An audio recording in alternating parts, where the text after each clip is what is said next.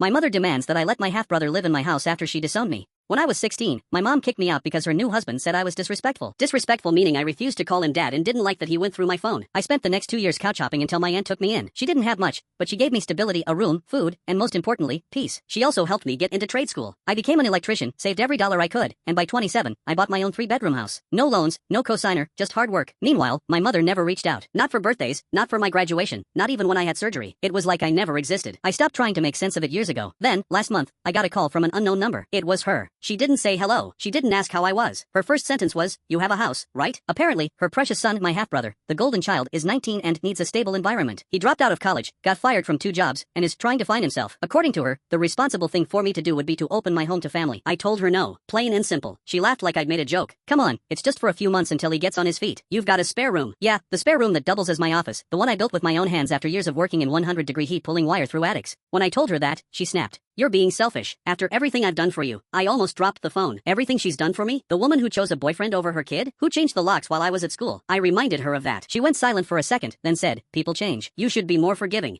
Forgiving, right. A week later, she showed up at my door with her husband and my half-brother in tow, a full moving truck parked behind them. I didn't even open the door all the way. Her husband started in. "You're not really going to let your brother be homeless, are you?" I just stared at him. "You mean the brother I met twice? The one whose father called me a failure at 16? My mom started crying. Not because she felt bad, but because she wasn't getting her way. My half-brother just stood there, looking embarrassed but still holding a game console under his arm. I told them, "If you don't leave in the next 2 minutes, I'm calling the police." Her husband scoffed. "You wouldn't dare." So I did. The officer who showed up happened to know me from a few electrical jobs around town. When I explained what happened, he told them to pack up and leave or risk trespassing charges. They drove off, my mother screaming through the window about how ungrateful I was. That night, I sat on my porch, listening to the crickets, thinking about how strange it was to finally have peace even if it meant closing the door on the people who gave me none. I haven't heard from her since.